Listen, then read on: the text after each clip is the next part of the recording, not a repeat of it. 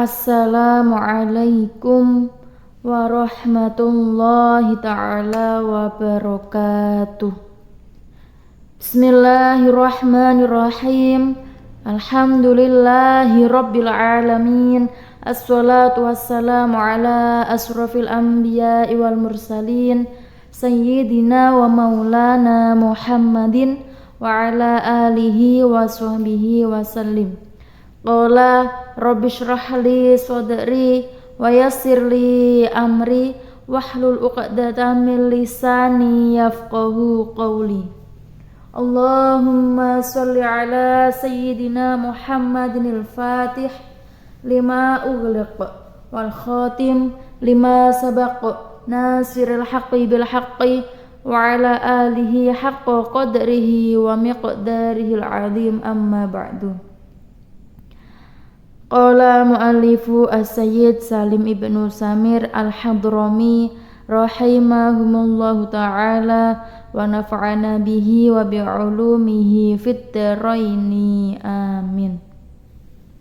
Sahabat-sahabatku, pertemuan kali ini kita akan belajar mengaji kitab Safinatun Najah bab kedua fasal ke-17. Bismillahirrahmanirrahim. Faslun al-mughaladatu tadhuru bisab'i ghasalati ba'da izalati 'ainiha ihdahunna biturabi. Wal mukhaffafatu tadhuru birashil ma'i 'alaiha ma'al ghalbati wa izalati 'ainiha. Wal mutawassitatu tanqasimu ala qismaini ainiyati wa hukmiyati. Al ainiyati allati laha launun wa rauhun wa ta'mun fala budda min izalati launuha wa rihuha wa ta'muha. Wal hukmiyati allati la launun wa la rihun wa la ta'mun yakfika jariyul ma'i 'alaiha.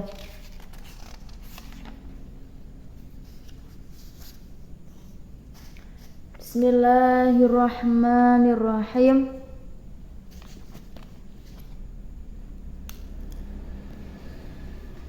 Al-mughaladatu, adapun najis mughaladah, tathuru ialah mensucikan, bisa ba'in dengan 7 waslatin basuhan, ba'da izalati setelah menghilangkan ainiha bendanya, ihdahunna dengan salah satu dari yang 7, biturabin dengan debu.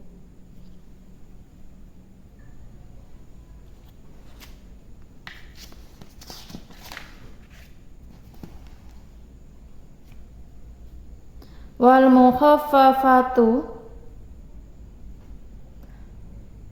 adapun najis mukhaffafah,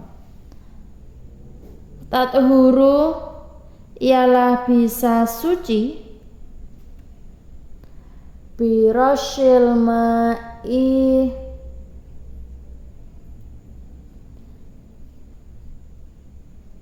dengan menyiramkan air, 'alaiha atas najis, ma'al ghalbati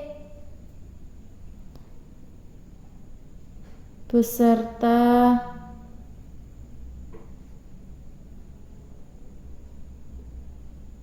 melebih lebihkan.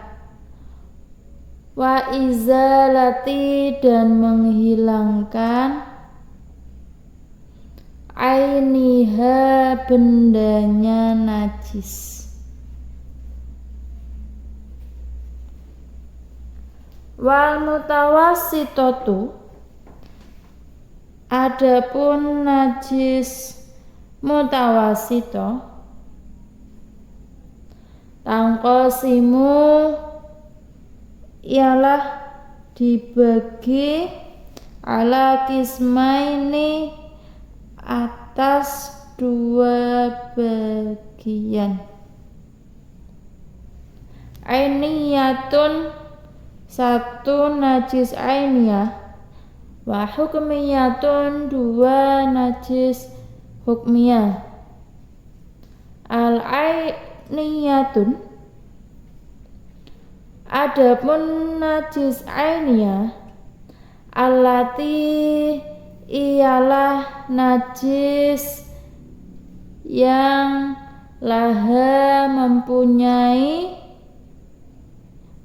apa najis launun warna, warihun dan bau, wa ta'mun dan rasa. Fala buddha maka pasti min izalati dari menghilangkan launuha apa warnanya najis, warihuha dan baunya najis, wa ta'muha dan rasanya najis.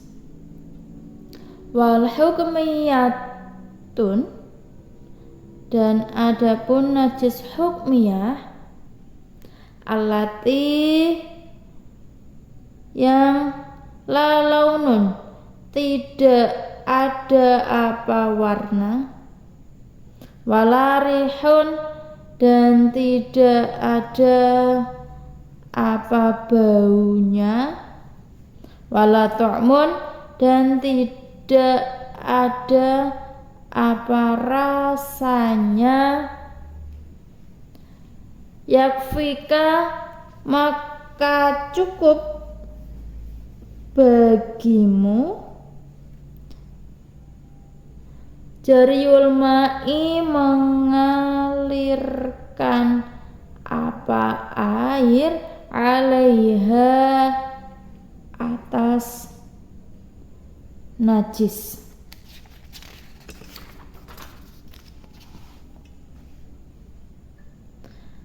Bab 2 fasal 17 menjelaskan tentang cara mensucikan najis, yaitu yang pertama najis mughaladoh, kedua najis mukhafafah, ketiga najis mutawassitoh. Yang pertama, cara mensucikan najis mughaladoh. Najis mughaladoh itu bisa suci dengan cara yaitu 7 kali basuhan. Benda suci yang terkena dengan najis mughaladoh yaitu anjing, babi, atau peranakannya, entah dari salah satunya, mungkin sebab terkena dari jilatannya, air kencingnya, keringat, atau tersentuh bagian tubuhnya yang disertai adanya basah sama basah. Jika salah satu antara bagian tubuhnya dan benda yang tersentuhnya itu dapat disucikan dengan 7 kali basuhan secara ta'abudi setelah menghilangkan zatnya atau benda najisnya. Andaikan bukan karena aslan ta'abudi, niscaya 1 kali basuhan saja yang menghilangkan sifat-sifat najis mughaladoh sudah mencukupi.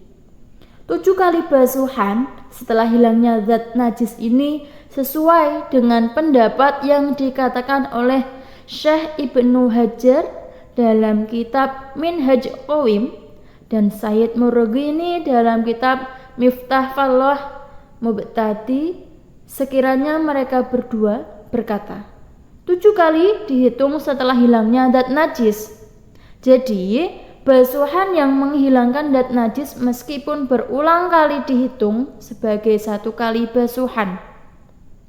Dalam menghilangkan najis cukup dengan 7 kali basuhan meskipun misalnya jilatan mughaladah tersebut terjadi berulang kali ataupun meskipun najis mughaladah tersebut disertai dengan najis lain baik mukhaffafah atau mutawasithah.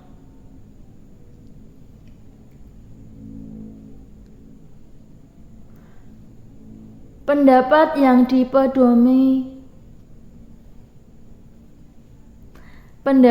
dipedomani oleh ulama adalah pendapat yang disahihkan oleh Nawawi. Mereka berkata, andaikan zat najis tidak dapat dihilangkan kecuali misalnya 6 kali basuhan, maka 6 kali basuhan tersebut dihitung sebagai 1 kali basuhan. Ada najis, bendanya sulit dihilangkan, walaupun sudah beberapa kali basuhan itu belum dihitung. Jika sudah hilang najis itu baru dihitung 1 kali basuhan, seperti itu.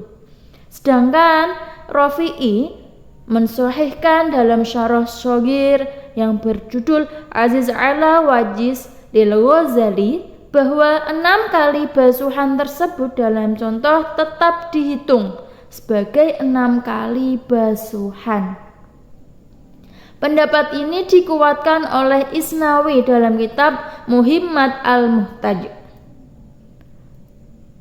Syarat 7 kali basuhan dalam menghilangkan najis mughaladah adalah bahwa salah satu dari 7 kali basuhan tersebut dicampur dengan debu yang suci.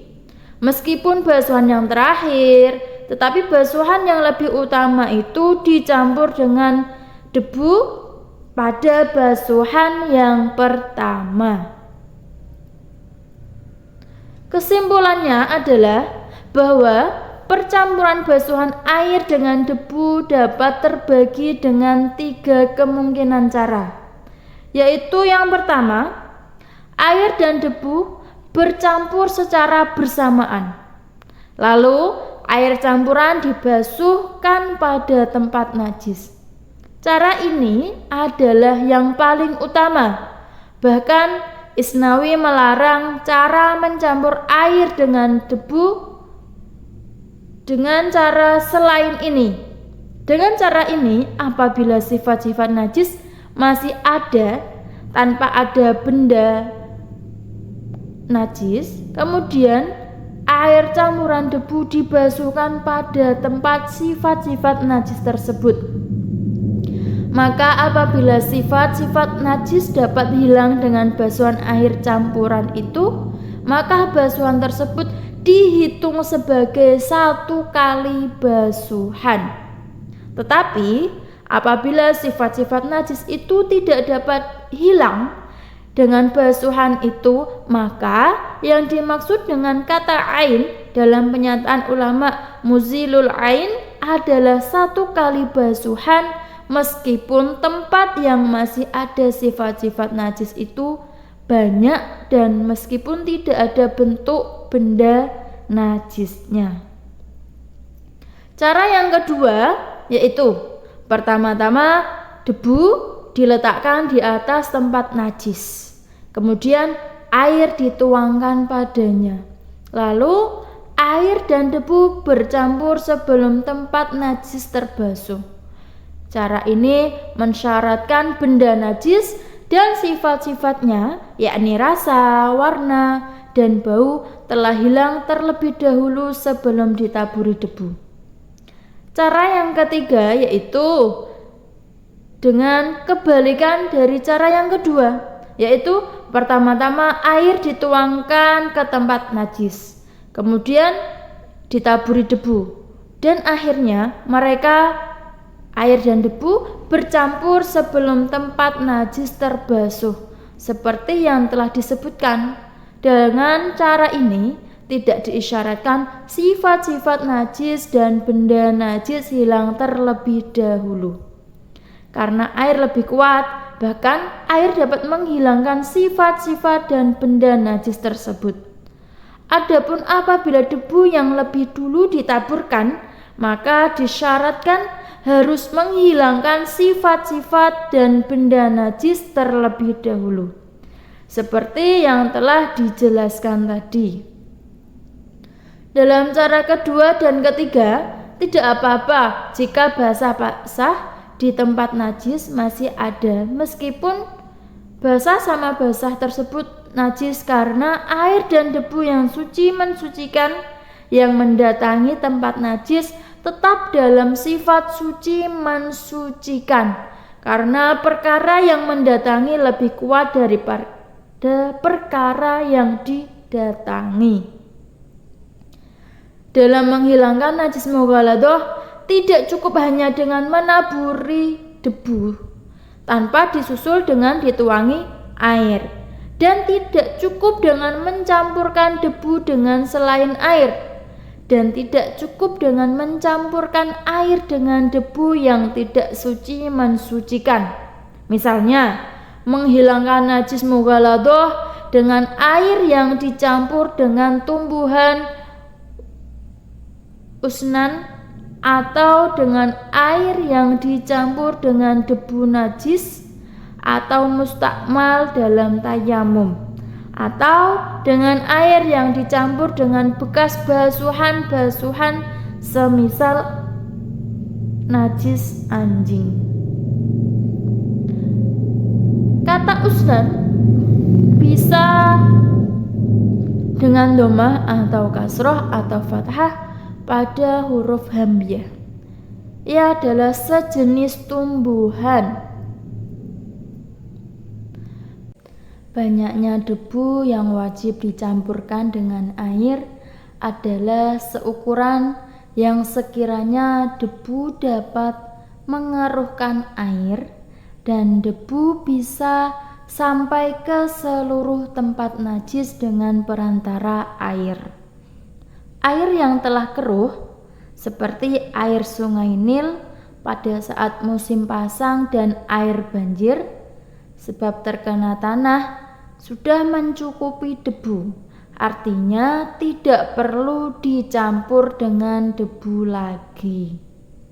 Kemudian yang kedua, cara menghilangkan najis mukhafafah.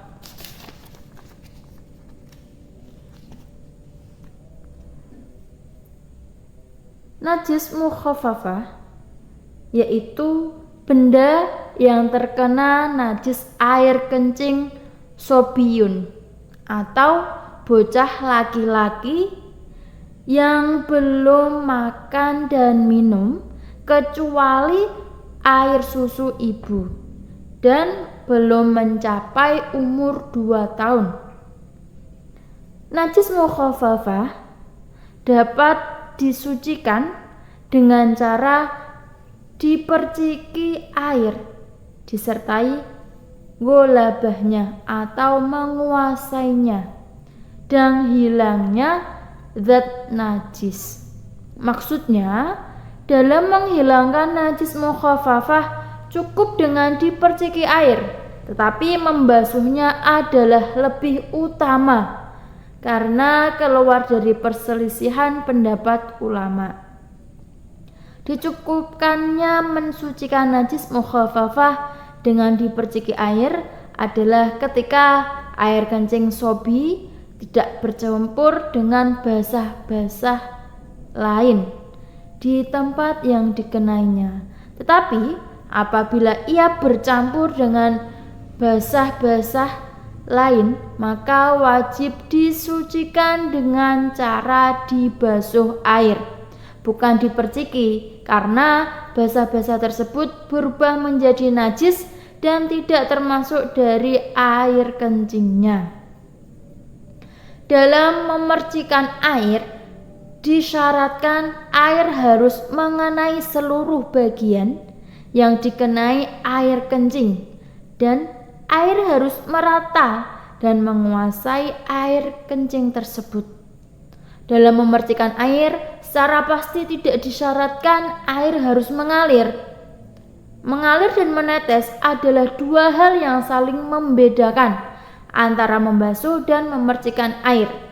Karena demikian, tidak cukup memercikan air ke tempat air kencing sobi atau anak laki-laki, tetapi air tidak dapat meratainya dan menguasainya, seperti kebiasaan yang banyak dilakukan oleh orang-orang awam. Disyaratkan bersamaan dengan memercikan air adalah hilangnya sifat-sifat najis mukhafafah, seperti ketika menghilangkan najis-najis lainnya setelah menghilangkan zat najis mukhafafah.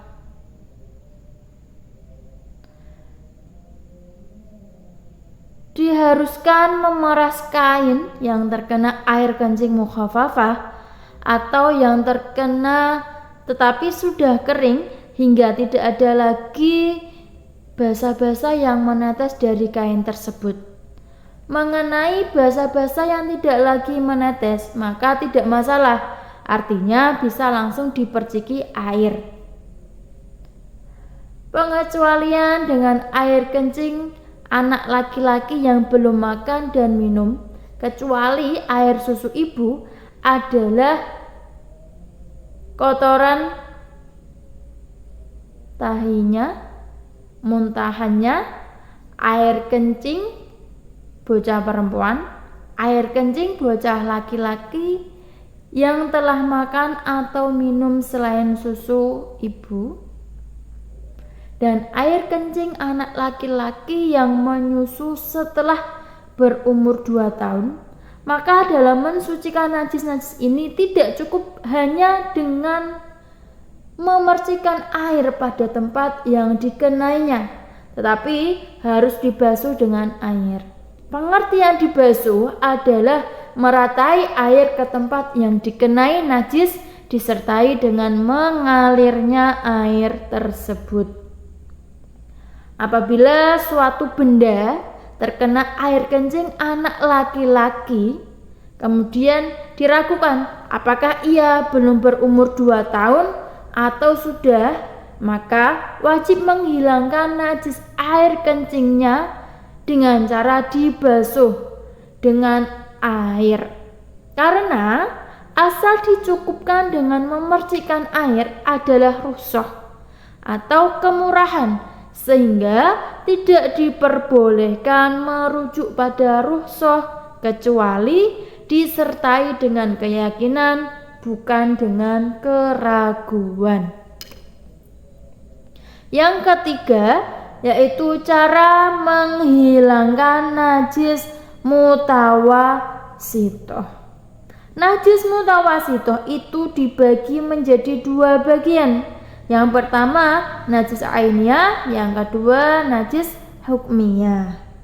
Yang pertama najis ainiyah adalah najis yang masih memiliki warna, contohnya putih, hitam, merah, dan lain-lainnya.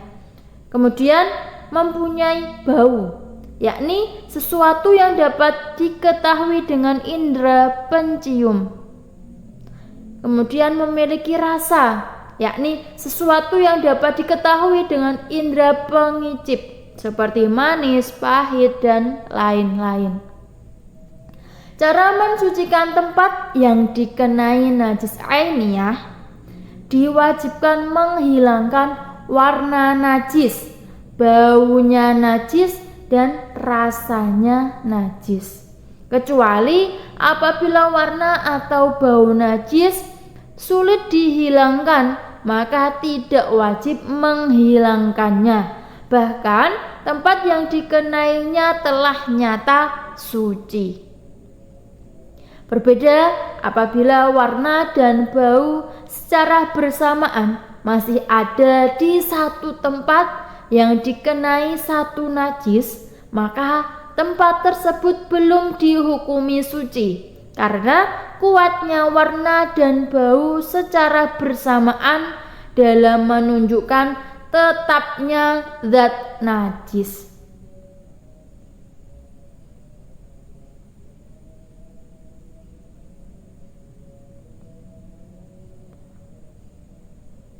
Begitu juga berbeda apabila rasa najis masih ada, maka tempat yang dikenainya belum suci. Karena pada umumnya masih mudah untuk menghilangkan rasa najis tersebut. Perkara yang diwajibkan dalam menghilangkan sifat-sifat najis ainiyah adalah mengerok atau menggosok sebanyak 3 kali. Apabila najis ainiyah telah dikerok, digosok dan dituangi air, ternyata masih ada warnanya atau baunya, maka dihukumi sulit dan tempat yang dikenainya pun telah dihukumi suci. Tidak wajib menggunakan alat bantu semisal sabun dan tumbuhan asnan.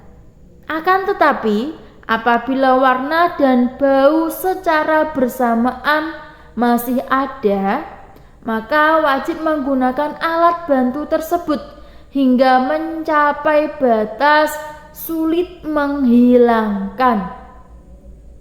Batasan sulit menghilangkan adalah sekiranya warna dan bau najis tersebut tidak dapat dihilangkan kecuali dengan cara memotong tempat yang dikenai najis. Ketika telah dihukumi sulit menghilangkan, maka tempat yang dikenai najis dihukumi ma'fu atau dimaafkan. Kemudian apabila setelah dihukumi ma'fu, ternyata selang beberapa waktu warna dan bau najis tersebut bisa dihilangkan, maka wajib menghilangkannya. Namun apabila sebelumnya seseorang telah melakukan sholat di tempat yang ma'fu tersebut, maka ia tidak wajib mengulangi sholatnya setelah mampu dihilangkan najis tersebut. Jika tidak, maka tidak perlu dihukumi ma'fu. Yang kedua yaitu najis hukmiyah. Pengertian najis hukmiyah adalah najis yang tidak lagi memiliki warna, bau, dan rasa, seperti air kencing yang telah kering dan tidak diketahui sifat-sifatnya. Cara mensucikan najis hukmiyah yaitu dengan cukup mengalirkan air di atasnya. Maksudnya mengalirkan air di atas tempat yang terkena najis hukmiyah sebanyak 1 kali, meski tanpa sengaja mengalirkan air. Misalnya terkena aliran air hujan.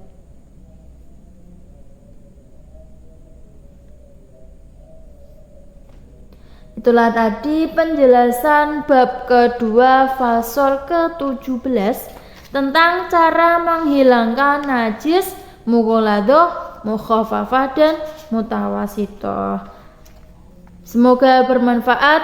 Al-Faqir ilallah mengucapkan mohon maaf sebanyak-banyaknya apabila banyak kesalahan, karena kesalahan adalah murni dari saya sendiri dan kesempurnaan hanyalah milik Allah semata. Ihdinas siratal mustaqim. Assalamualaikum warahmatullahi ta'ala wabarakatuh.